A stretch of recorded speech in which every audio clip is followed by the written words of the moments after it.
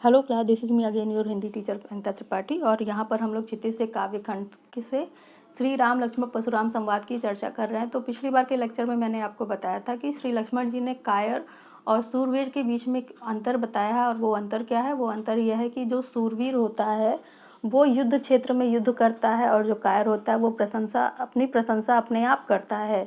तो इसी प्रकार का कुछ कार्य यहाँ पर परशुराम जी भी कर रहे हैं। और इसमें देखिए आगे लक्ष्मण जी क्या करते हैं, आइए देखते हैं। तुम तो कालू हाकु जनु लावा, बारी बार मोहि लागी बुलावा। इसमें यहाँ पर कह रहे हैं लक्ष्मण जी परशुराम जी से, हे परशुराम जी, आप तो काल को बार बार मेरे लिए ऐसे बुला रहे हैं जैसे आपकी पुरानी मित्रता है, और मुझे नहीं लगता कि मैं आपके इस धमकी से डर जाऊंगा या आपके काल को बुलाने से मुझे डर लगेगा, क्योंकि मैं तो क्षत्रिय हूँ, मुझे इससे कोई डर नहीं लगेगा। मैं तो खुद ही प्रतिपल मृत्यु से लड़ता रहता हूँ। सुनत लखन के वचन कठोरा, परसों सुधारी धरेहू कर घोरा। और लखन जी के इन कठोर वचनों को सुनकर परशुराम जी सुधाकर नाम के अपने कुल्हाड़ी को परशु को कठोरता से पकड़ लेते हैं, क्रोधित होकर कठोरता से पकड़ते हैं और कहते हैं, अब जन देही दोष मुहि लोगु। हे लोगो, अब मुझे किसी प्रकार का दोष मत देना। कटुबादी बालक बध जोगु।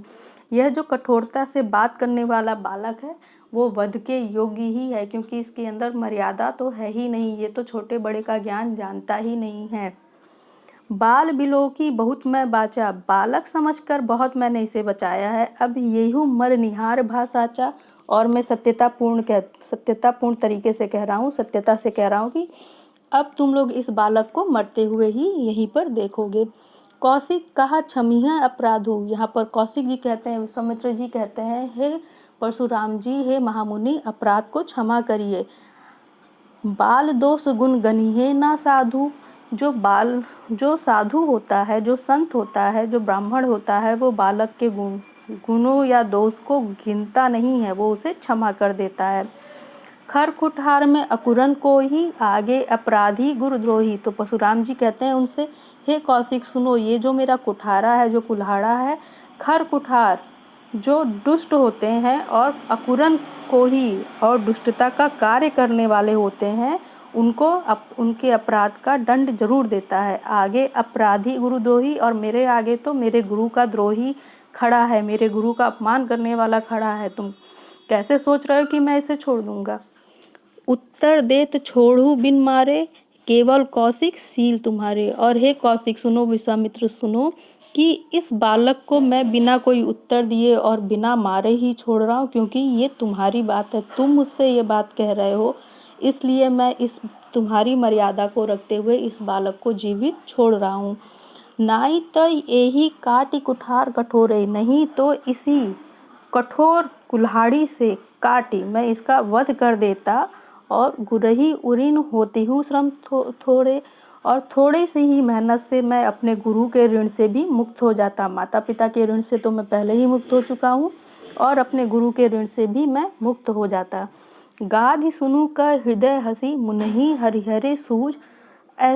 ऐ मैं खांड ना ऊख, मैं अजहू ना बूझ अबूझ। और उनकी ऐसी बातों को सुनकर कौशिक जी, विश्वामित्र जी मन ही मन हंसने लगते हैं और अपने मन में कहते हैं कि ये जो मुनि है, ये जो परशुराम जी हैं, इनको संपूर्ण सृष्टि ही हरी हरी दिख रही है, इनको हर कोई छोटा ही दिख रहा है। अहंकार और क्रोध के कारण इन्हें देवता और साधारण व्यक्ति में कोई भी अंतर नहीं समझ में आ रहा है, क्योंकि ये तो जान ही नहीं रहे हैं कि जिनको ये डरा रहे हैं, जिस बालक को ये डरा रहे हैं, वो स्वयं परमात्मा का ही तो स्वरूप है।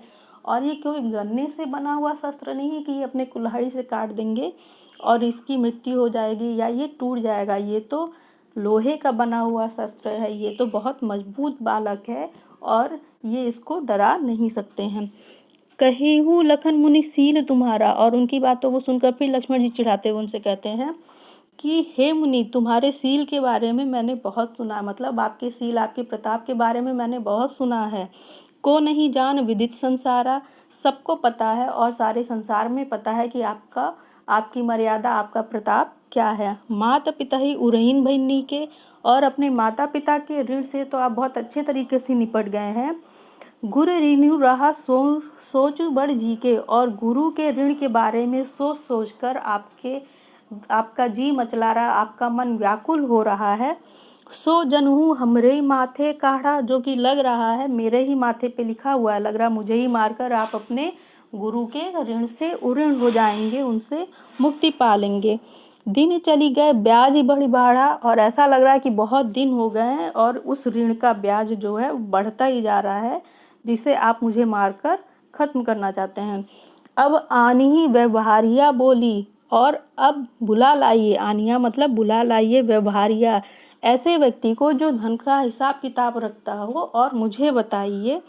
तो रहती देहू मैं थैली खोली, और आपका जितना भी ब्याज है, धन है, वो मैं अपनी थैली खोलकर धन दे देता हूँ, तो आप अपने ऋण से उऋण हो जाएंगे, आपके ऊपर कोई भी ऋण नहीं रहेगा। सुनी कटु वचन कुठार सुधारा, और उनके इन कठोर वचनों को सुनकर परशुराम जी सुधाकर नाम के कुल्हाड़े को और भी कसकर पकड़ते हैं और उनकी तरफ बढ़ चलते हैं।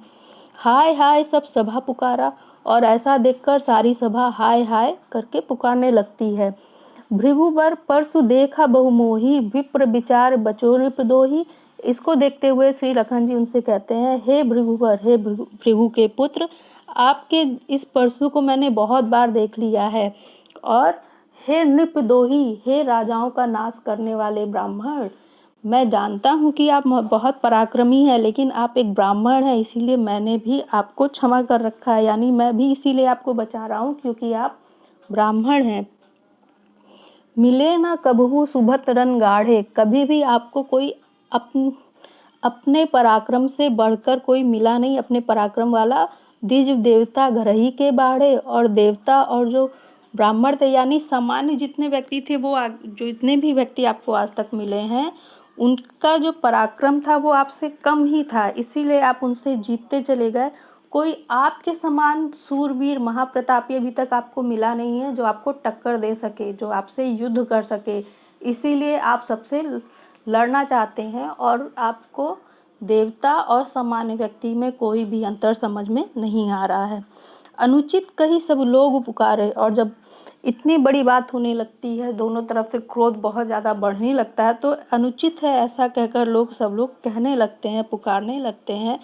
रघुपति सह नहीं लखनऊ निवारे, और फिर अंत में रघुपति जी श्री राम जी अपने नैनों से, अपने आँखों से इशारा करके लक्ष्मण जी को शांत रहने का संकेत करते हैं। उन्हें बताते हैं कि लक्ष्मण जी, अब आपने बहुत बदमाशी कर ली है, अब आप बहुत ज़्यादा चिढ़ा चुके हैं परशुराम जी को, तो अब आपको शांत हो जाना चाहिए।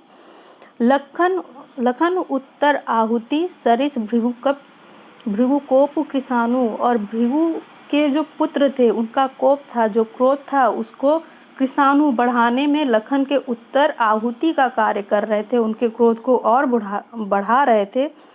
बढ़त देख जलसम वचन बोले रघुकुल भानु, और रघुकुल के भानु सूर्य रघुपति जी श्री राम जी ऐसा देखते हैं कि अब लखन जी के उत्तर बहुत ज़्यादा अनुचित हो रहे हैं, क्रोध को बढ़ा रहे हैं, तो वो क्या करते हैं, जल सम वचन, जल के समान वचनों को बोलते हैं, शीतल करने वाले वचनों को बोलते हैं, जिससे श्री परशुराम जी का क्रोध शांत हो जाता है और सब लोग अपने कार्यों पर लौट चलते हैं। Thank you.